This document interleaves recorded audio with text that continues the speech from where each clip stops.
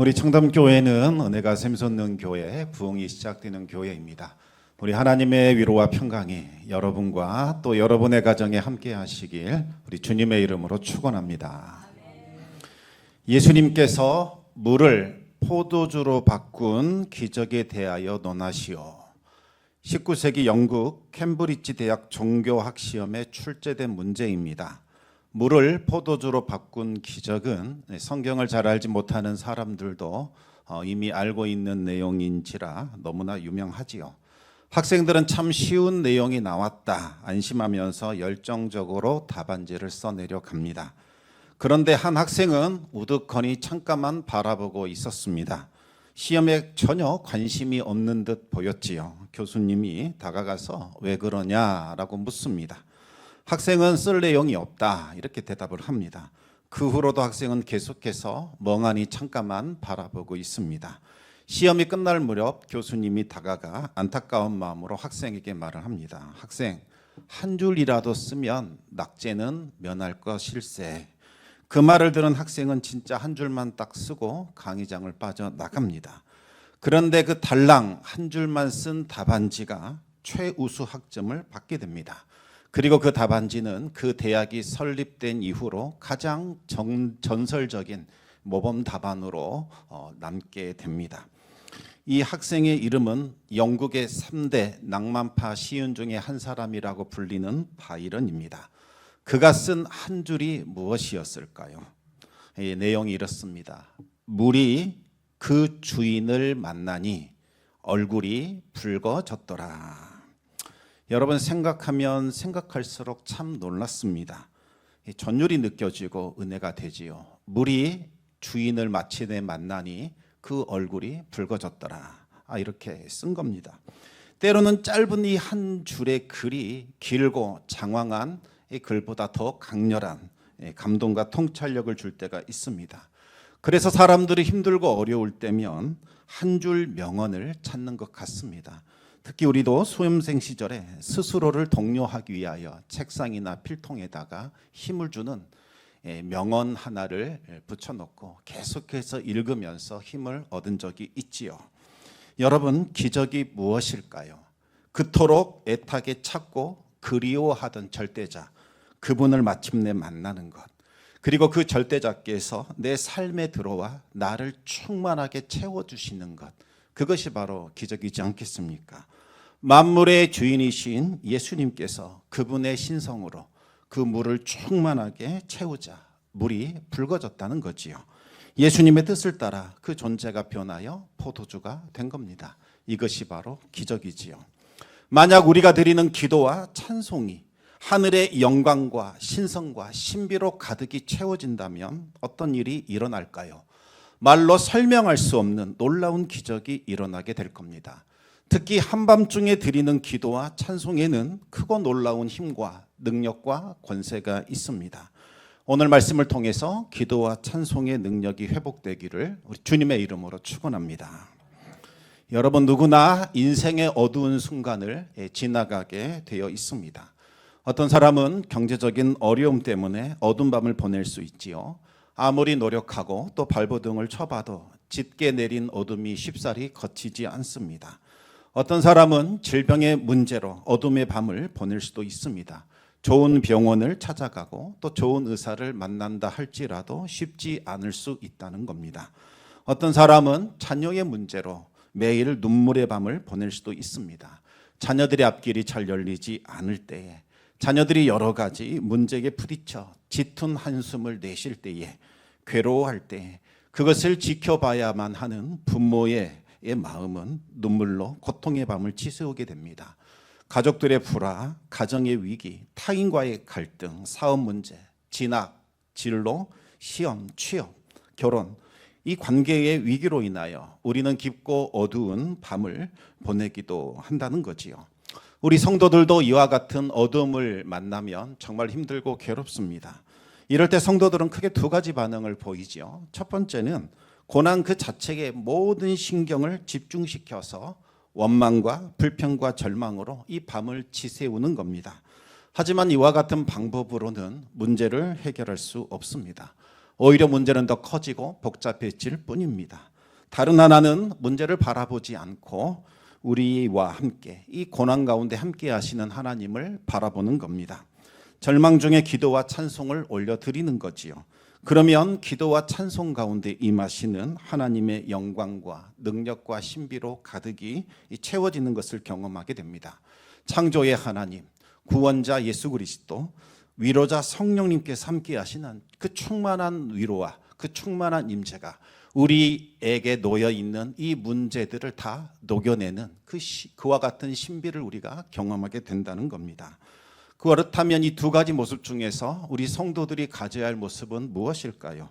당연히 우리는 믿음의 모습은 이 후자라고 할 수 있겠습니다. 성도는 어떤 상황 속에서도 구원의 하나님을 믿고 바라보며 의지해야 합니다. 그래야 절망 속에서도 감사할 수 있고 어두울수록 찬란하게 비춰오는 구원의 빛을 바라보며 희망을 노래할 수 있는 거지요. 이것이 성도들의 모습이라 할 수 있겠습니다. 제가 고난과 관련한 이 속담 중에서 가장 좋아하는 속담이 있습니다. 몇 차례 여러분들께도 소개해 드린 적이 있습니다. 시냇가에서 돌들을 치우지 말라. 돌들을 치워버리면 그 시내는 노래를 잃어버릴 것이다. 여러분, 그 돌들이 박혀 있기 때문에 시냇물이 흘러가면서 아름다운 노래를 우리에게 들려줄 수 있는 거지요. 곳곳에 박혀 있는 그 돌들이 물의 흐름을 방해하는 것처럼 보이지만 그 돌들이 있기 때문에 시냇물은 아름다운 노래를 배울 수 있고 우리들에게 그 아름다운 노래를 들려줄 수 있는 겁니다. 우리의 인생도 그렇습니다. 역경과 고난의 돌은 우리의 삶을 방해하는 것처럼 보이고 우리를 때로는 넘어지게 하고 우리를 힘들게 하는 것처럼 보입니다. 그러나 삶의 곳곳에 박혀 있는 그 역경과 고난의 돌을 통해서 우리는 비로소 기도와 찬송을 배울 수 있게 되지요. 하늘의 권능과 능력과 신비로 충만한 기도와 찬양을 그제서야 드디어 우리가 누릴 수 있게 된다는 겁니다. 태양이 내리쬐는 대낮 때는 텅 빈 하늘밖에는 보이지 않습니다. 가끔씩 구름이 흘러가지만 아무것도 보이지 않지요. 그러나 정작 아무것도 보이지 않는 밤이 되면 수많은 별들이 밤하늘을 무수히 수놓는 아름다운 장관을 보게 됩니다. 아무것도 없는 줄 알았는데 바로 그것에 달과 수없이 많은 별들과 아름다운 은하수와 혜성과 행성과 성운이 하나님의 뜻을 따라 질서정연하게 움직이고 있다는 것을 깨닫게 됩니다. 때로는 너무나 화려한 오로라가 나타나기도 하고 또한 무수한 별등별이 떨어지기도 합니다. 삶이 형통하고 모든 것들이 순조로울 때 그때에는 하나님이 잘 보이지 않지요. 하늘이 있다는 사실조차 모르고 땅만 쳐다보며 살아갑니다. 그러나 인생의 밤이 찾아오면 비로소 하늘을 바라보게 되고 우리와 함께 하시는 주님을 느낄 수 있게 됩니다. 그제서야 주님이 우리와 함께 하셨다는 것과 언제나 우리를 도와주셨다는 사실을 깨닫게 되는 거지요. 이것이 바로 인생의 밤이 우리에게 주던 유익이라 할 수 있습니다. 인생의 밤은 우리가 어떤 존재인지를 우리에게 깨닫게 해주는 겁니다. 화려하고 찬란한 꽃길을 걸어갈 때에는 우리 자신을 대단한 존재로 여기며 살아가게 됩니다. 내가 열심히 수고하고 노력하면 못할 일이 없을 것이다 생각을 하지요. 하나님 굳이 돕지 않아도 내가 성실히 노력하면 다 이룰 수 있다. 이와 같은 생각을 하며 살아간다는 겁니다. 그러나 인생의 밤을 경험하게 되면 우리 자신이 얼마나 연약한지, 얼마나 한계가 있는 존재인지, 보잘것없는지를 깨닫게 되는 겁니다. 우리의 힘과 지혜로만은 단 한순간도 살 수 없구나, 그 사실을 비로소 알게 된다는 겁니다. 지금까지 살아왔던 모든 것이 다 하나님의 은혜였고 도우심이었고 모든 것이 다 하나님의 함께하심이었음을 겸손하게 고백할 수밖에 없습니다. 오늘 바울과 실라도 인생의 밤을 맞이하고 있습니다. 오늘 본문 25절 말씀 우리 같이 한번 읽어보겠습니다. 한밤중에 바울과 실라가 기도하고 하나님을 찬송하매 죄수들이 듣더라. 한밤중에 바울과 실라가 기도하고 하나님께 찬송을 합니다. 여기서 말하는 한밤은 물리적인 시간, 자정을 뜻하겠지요.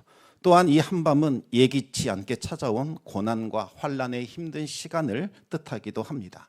지금 바울과 실라는 억울한 누명을 쓰고 빌립보 감옥에 갇혀 있습니다. 고난과 환난의 어두운 터널 한복판에 지금 들어와 있다는 겁니다. 왜 이런 일이 일어났을까요? 바울과 실라가 기도하러 가다가 점치는 귀신에게 사로잡혀 있는 여종을 만나게 됩니다. 그녀는 귀신의 도움을 받아 점을 쳤고 주인들은 이 여인으로 인하여 큰 돈을 벌어들였습니다. 그런데 이 여인이 며칠간 바울 일행을 계속 쫓아다닌 거지요. 이 사람들은 지극히 높으신 하나님의 종이다. 지금 너희들에게 구원의 길을 선포하고 있다. 크게 소리를 지른 겁니다. 헬라어 성경 보시면 이 여인이 이 피톤의 영에 사로잡혀 있었다 이렇게 나옵니다. 이 피톤이 누구냐면 델포이 신전을 지키고 있는 아주 거대한 뱀, 이것을 가리킨다고 알려져 있습니다. 피톤의 영이 누군가의 뱃속에 들어가게 되면 그 사람은 이제 점치는 능력을 갖게 되는데 목소리가 굵은 목소리로 변하면서 남자의 목소리를 낸다 이렇게 알려지고 있습니다. 아마도 이 여인이 굵은 목소리를 내면서 바울 일행을 따라다니며 시끄럽게 소리를 질렀던 것 같습니다. 그래도 귀신 들린 여인이 바울 일행이 누구인지 알려주면 복음 전파에 좀 도움이 되지 않을까요? 왜 바울은 괴로웠다 이렇게 표현을 하는 걸까요? 여러분, 빌립보 사람들은 지극히 높으신 하나님 그러면 다들 제우스로 오해를 합니다. 구원의 길 이렇게 말하면 십자가를 통한 죄사함의 구원을 의미하는 것이 아니라 제우스가 안겨다 주는 부요함, 쾌락, 향락 그리고 안락함을 생각하게 된다는 거지요. 복음 전하지 못하도록 막는 것보다 더 위험한 것이 무엇인지 아십니까? 여러분, 복음을 변질시키고 오해하는 것, 구원을 착각하게 만드는 겁니다. 이것이 바로 사탄의 전략이지요. 처음에 바울은 귀찮고 또 성가셔도 참고 인내했을 겁니다. 그러나 노골적으로 계속해서 복음 전파를 방해하자 그녀를 사로잡고 있는 더러운 영을 향하여 꾸짖게 됩니다. 예수 그리스도의 이름으로 명하노니 당장 떠나라. 귀신이 떠나갔고 여인은 온전해집니다. 얼마나 좋은 일을 한 겁니까? 그런데 이 좋은 일이 이제 문제가 된 거지요. 귀신이 떠나가자 여인은 더 이상 점칠 수 없게 됩니다. 그녀를 이 돈벌이로 취급하던 소유주들은 이제 금전적인 손해를 크게 보게 됩니다. 19절 보면 수익의 소망이 끊어졌다 이렇게 나옵니다. 완전히 파산했다라는 뜻이지요. 아마도 여러 명의 사람들이 우리가 귀신 들린 여자를 돈을 많이 주고 데려오자, 그 여자에게 점을 치게 해서 우리가 돈을 벌자, 이렇게 하나의 사업을 벌였던 것 같습니다. 그래서 그녀가 점을 쳐서 벌어들인 돈으로 지금까지 진빚, 몸값을 갚고 있었던 거지요. 그런데 아직 빚이 남아있는 상태인데 더 이상 점을 칠 수 없게 되었으니 그들이 파탄이 난 겁니다. 화가 난 그 소유주들은 바울과 실라를 붙잡아 관청으로 끌고 가게 됩니다. 디모데와 누가는 끌려가지 않는 것으로 봐서 그 당시 두 사람이 없었거나 두 사람은 유대인이 아니었기 때문에 제외시킨 것 같습니다. 이 두 사람은 유대인들입니다. 우리 성을 지금 요란하게 하고 있습니다. 우리 로마인들이 받아들일 수 없는 그 양속을 전하고 있습니다. 이렇게 고발을 합니다. 편가르기를 하면서 유대인 혐오증을 부각시키고 불러일으키고 있는 거지요. 당시 유대인들은 로마 제국에서 평판이 아주 나빴습니다. 로마 제국에서 소동을 일으킨 탓에 1년 전 로마 황제가 유대인 추방 명령을 내렸고 로마 전역에 살고 있던 유대인들이 추방을 당하게 됩니다. 이 추방령 역시 빌립보에도 내려지게 되고 수많은 유대인들이 떠났을 것으로 추정을 합니다. 그래서 빌립보에 처음 왔을 때에 유대인들이 없었고 유대인의 회당도 보이지 않았던 거지요. 요란하게 했다는 이 말에는 종교적인 문제를 일으켰다라는 뜻도 포함되어 있습니다. 유대인들의 이 유일신 숭배가 로마 제국을 불편하게 만들었고 이로 인하여 갈등을 빚었기 때문에 그들을 추방시킨 거지요. 이후로 유대교는 허용하지만 로마인들에게 유대교를 전하거나 개종하는 것은 금지시켰습니다. 그런데 이 점치는 요정을 고쳐버렸으니 그들의 입장에서는 우리 로마인을 유대교로 개종시킨 것이 아닌가, 그렇게 억지를 부릴 수 있게 된 겁니다. 로마 제국에서 가장 심각하게 다루어진 범죄는 바로 이 제국의 질서를 어지럽히는 소란과 폭동이지요. 소란과 폭동은 절대로 용납할 수 없는 가장 큰 범죄였습니다.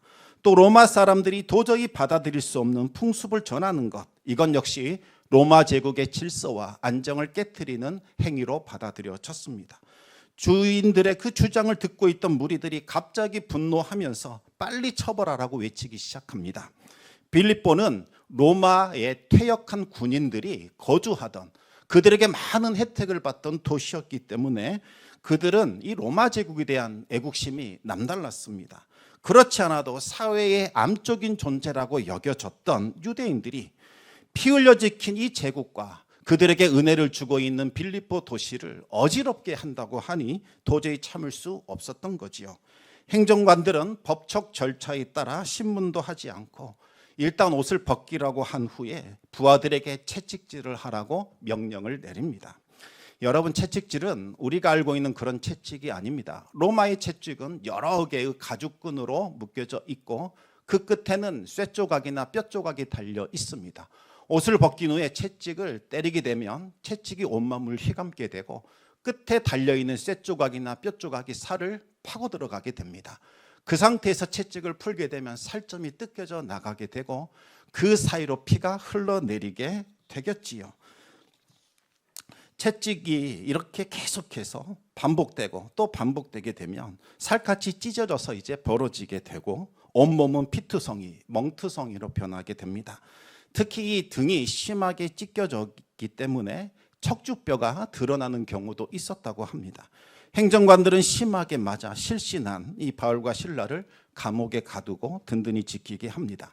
간수들은 바울과 실라를 깊은 감옥에 가두고 그들의 발에다가 착고를 채우게 됩니다. 착고라는 것은 길게 두게 되어 있는 나무 토막을 서로 연결시킨 것인데 여기에 구멍을 여러 개 뚫습니다. 여기에다가 죄수들의 발을 집어넣고 완전히 채우는 거지요. 이 가까운 구멍에 넣게 하는 것이 아니라 멀리 떨어져 있는 구멍에 발을 넣기 때문에 정말 고통스럽습니다. 두 사람이 매를 맞아 실신한 상태에서 이 착고를 채운 겁니다. 한밤중이 되었고 두 사람 모두 정신을 차립니다. 온몸이 쑤시고 아파옵니다. 살점이 떨어져 나간 부위에서는 피가 흘러내리고 있습니다. 매를 맞아 벌어진 부위는 욱신거리기 시작하지요. 착고가 채워져서 꼼짝도 할 수 없게 됩니다. 이런 상황 되면 우리는 어떤 생각이 먼저 들까요? 왜 내가 마케도냐로 건너왔던 걸까? 왜 전도 여행을 떠난다고 했을까? 왜 예수님을 믿었을까? 이런저런 생각 들지 않겠습니까? 아마도 적지 않은 분들이 이런 생각 한두 번은 했을 겁니다. 저도 그런 때가 있었던 것 같습니다. 그러나 바울과 실라는 그렇게 하지 않습니다. 두 사람은 하나님께 기도합니다. 도대체 이 기도가 무엇이기에 그와 같은 상황에서도 이들은 기도한 걸까요? 여러분, 기도가 무엇입니까? 기도는 하나님께 내 생각을 집중시키는 것, 그것을 말하는 거지요. 암담한 현실, 억울한 것에 집중하기 시작하면 분노가 치밀어 오르고 불평과 원망에 사로잡힐 수밖에 없습니다. 이럴 때에는 성령님, 나를 사로잡아 주십시오. 악한 생각에서 벗어나게 해 주십시오라고 기도하셔야 합니다. 기도를 통해서 우리는 하나님께 다시 집중해야 합니다. 그래야 인간적인 생각들, 부정적인 생각들, 불평과 원망의 마음이 들어올 수 있는 통로가 원천 차단되게 됩니다. 이것이 신앙생활을 잘하는 비결이지요. 원망거리가 나오려고 하고 불평이 마음속에 들어오려고 할 때에 재빨리 기도의 자리, 말씀의 자리로 들어가셔야 합니다. 그리고 빨리 내 생각을 바꾸셔야 합니다. 나를 바라보지 마시고 하나님 바라보셔야 합니다. 그래야 불평과 원망의 마음이 사라지고 감사하는 마음을 가질 수 있지요. 바울은 기도의 자리로 들어가 하나님께 집중합니다. 지금 일어나고 있는 이 모든 일들을 하나님의 관점에서 다시 바라보고 해석하기 시작합니다. 그러자 가장 먼저 예수님의 십자가, 그 십자가가 선명하게 보였을 겁니다. 그리고 자신이 돌로 쳤던 스데반 집사도 생각났을 것이고 자신이 핍박했던 예루살렘 교회의 성도들도 생각이 났을 겁니다. 아마도 스데반 집사가 죽기 직전에 보여줬던 모습이 이제는 좀 이해되었을지도 모릅니다. 스데반은 죽기 직전에 성령이 충만했습니다. 곧바로 하늘이 열리면서 그 사이로 하나님의 영광을 보게 되고 예수 그리스도께서 영광의 보좌 우편에 서 계신 것을 보게 됩니다. 순교의 그 자리에 하나님과 예수님과 성령님이 스데반과 함께 해 주셨던 거지요. 그는 주 예수여 내 영혼을 받으시옵소서 이렇게 부르짖어 기도하게 됩니다. 유대인이 잠자리에 들어갈 때 하는 기도가 내가 나의 영을 주님께 부탁하나이다. 바로 이 기도를 드립니다. 스데반은 이제 깊은 잠에 들어갈 것을 알고 그 직전에 자신의 영혼을 주님께 완전히 의탁한 겁니다. 이제 스데반은 주님의 품에 안겨 깊은 안식으로 들어가게 되겠지요. 그런데 갑자기 스데반이 정신을 차리더니 무릎을 꿇고 다시 기도를 합니다. 도대체 누구를 위한 기도일까요? 자기 자신 위한 기도가 아닙니다. 죽음으로 몰아간 그 사람들을 위한 기도였습니다. 주여, 이 죄를 저들에게도 돌리지 마옵소서. 이 기도는 예수님께서 하셨던 기도입니다. 바로 그 위대한 기도가 바울을 변화시켰고 그를 위대한 사도가 되게 한 거지요. 바울은 한밤중에 드리는 그 기도를 통해서 이제 나도 주님의 십자가에 동참하고 있구나. 주님께서 스데반과 함께 하셨던 것처럼 고난의 자리에서 주님이 나와 함께 하시는구나 깨달을 수 있었을 겁니다. 이것이 바로 한밤중에 드리는 기도가 가진 힘입니다. 여러분, 한밤중에 드리는 기도를 통해 우리는 우리 곁에 계시는 주님을 분명하게 느낄 수 있습니다. 모든 사람들이 다 잠들어 있는 그 밤, 홀로 잠을 깨워 아무도 없는 텅 빈 예배당에 혼자 앉아 울었을 때에 나는 이제 세상에서 버려졌고 아무도 나를 돕는 자가 없다. 가슴을 치며 흐느껴 울 때에 바로 그 자리에 우리 주님이 함께 하시고 허다한 천사들이 우리를 둘러싸 우리를 위로하시는 그와 같은 경험을 한두 번 하셨을 겁니다. 곧이어 두 사람은 큰 소리로 하나님을 찬송하기 시작합니다. 짙은 어둠이 내리자 썩어 없어질 이 세상은 온데간데 없어지고 영원한 하나님 나라만 뚜렷하게 보이기 시작을 하지요. 죄인 중에 우두머리였던 나를 하나님 자녀 삼으시고 하나님의 나라를 나에게 기업으로 주셨나이다. 멸망받을 자를 사도로 부르셨고 이제는 복음을 전하게 하셨나이다. 주님의 그 잔을 이제는 내가 받고 주님을 위하여 메맞는 영광까지도 내게 주셨나이다. 이제는 영광의 면류관을 내게 보이셨나니 그 은혜가 크고 놀라울 뿐입니다. 바울과 실라는 함께 찬송을 부릅니다. 여러분, 유대인들의 찬송은 대부분이 시편이지요. 시편 말씀에다가 곡을 붙여서 그들은 불렀습니다.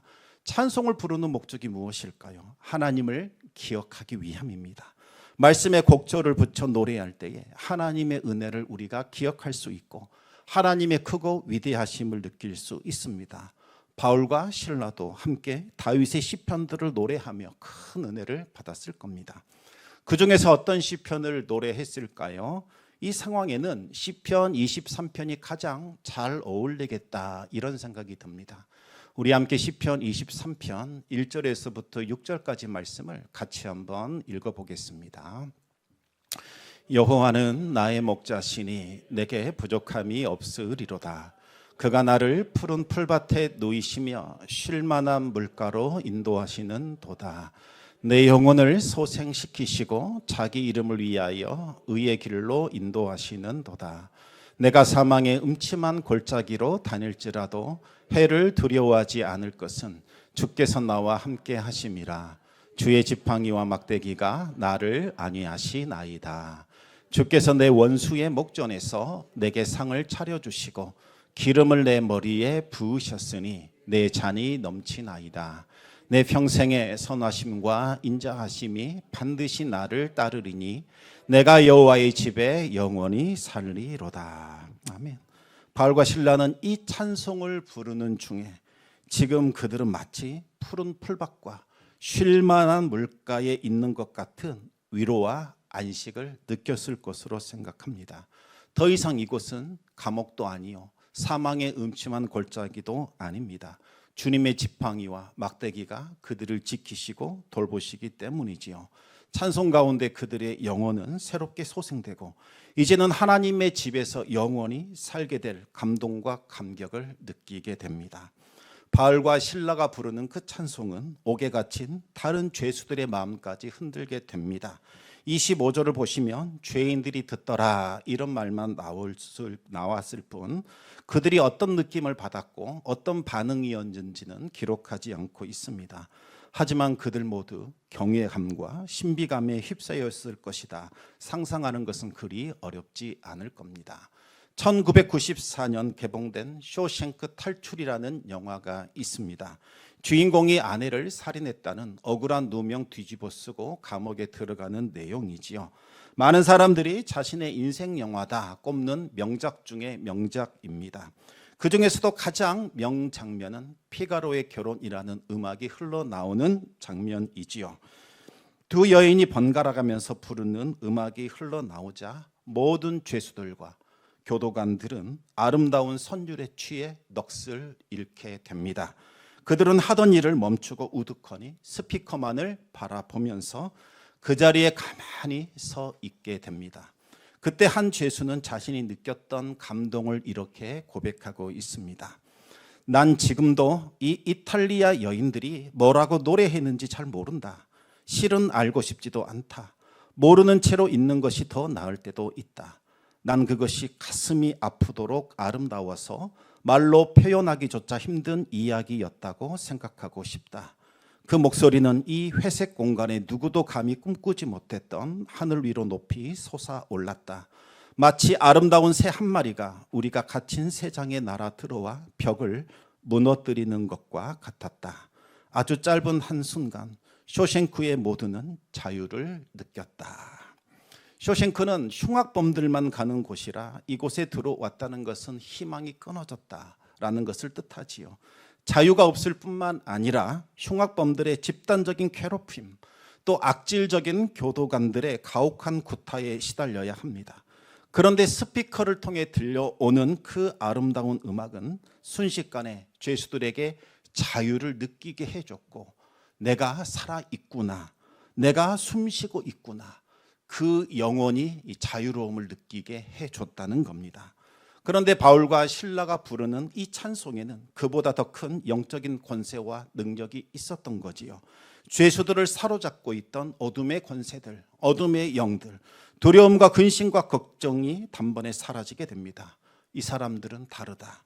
죽도록 맞아 정신을 잃고 착고에 매여 옥에 들어왔는데 정신이 들자마자 기도하더니 찬송을 하기 시작합니다. 이것만으로도 충격적이죠. 그러나 그들이 부르는 그 찬송에는 모든 상황과 환경을 초월하는 거룩함과 신비와 능력과 권세가 있었습니다.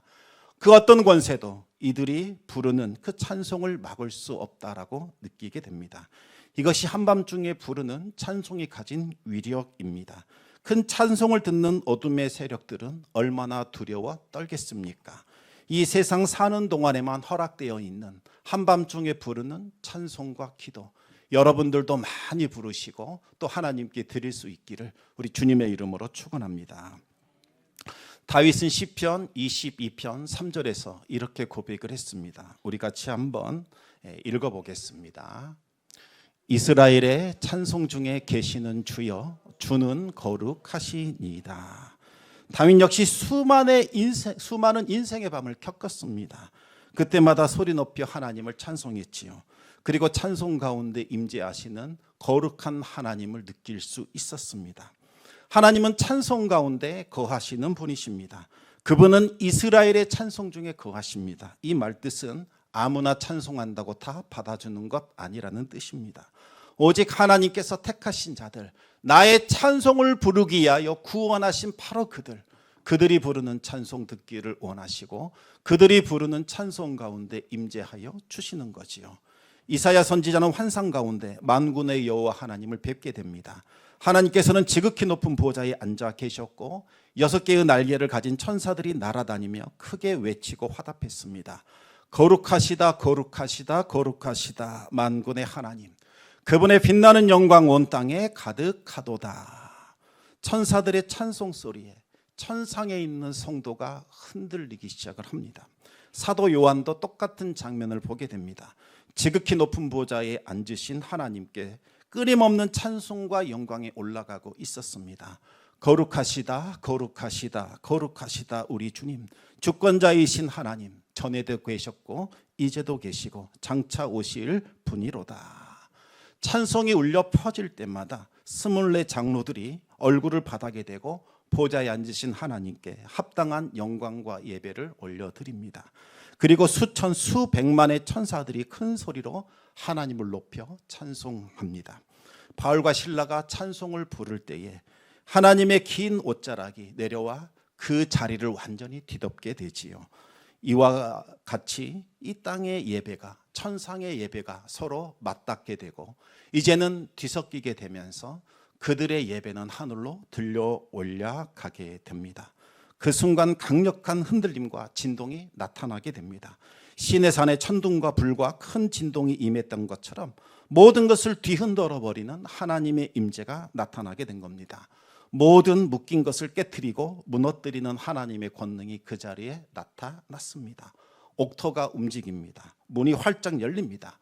모든 매인 것들이 다 풀리고 모든 결박이 끊어지게 됩니다. 참 자유와 구원을 베푸시는 하나님의 능력과 구원이 그 자리에 임하게 됩니다. 이제 어둠의 권세는 다 떠나갔습니다. 죄수들도 간수들도 하나님의 영광을 보았고 하나님께로 돌아오는 구원의 역사가 시작되었던 거지요. 여러분, 한밤중에 부르는 찬송과 기도에는 위대한 권세와 능력이 있습니다. 유다의 왕 여호사밧 역시 어두운 밤 가운데 정말 찬송과 기도의 힘을 경험했습니다. 모압과 암몬과 마온 세 나라가 서로 힘을 합쳐 쳐들어왔을 때에 여호사밧은 하나님 앞에 엎드려 찬송하며 기도를 올려드렸습니다. 그리고 찬양대를 구성하여 전쟁터로 나가게 됩니다. 그러자 하나님의 임재가 나타납니다. 적들은 자중질환에 빠져 스스로 무너지게 됐고 하나님의 능력으로 승리를 거둘 수 있게 되지요. 인생의 어두운 밤을 지나가고 있는 분 계시다면 불평과 원망의 자리에서 일어나 이제 기도의 자리로 들어가시기 바랍니다. 하나님께 다시 집중하시기 바랍니다. 그리고 잃어버렸던 찬송을 다시 회복하시기 바랍니다. 한밤중에 드리는 기도와 찬송, 그것을 통하여 하나님의 임재를 경험하시기 바랍니다. 어둠의 권세가 떠나갈 것이요 옥문이 활짝 열리며 매인 것이 풀리는 은혜의 역사가 일어나게 될 겁니다. 우리 하나님의 위대한 크신 역사가 함께 하시기를 우리 주님의 이름으로 축원합니다. 기도하겠습니다.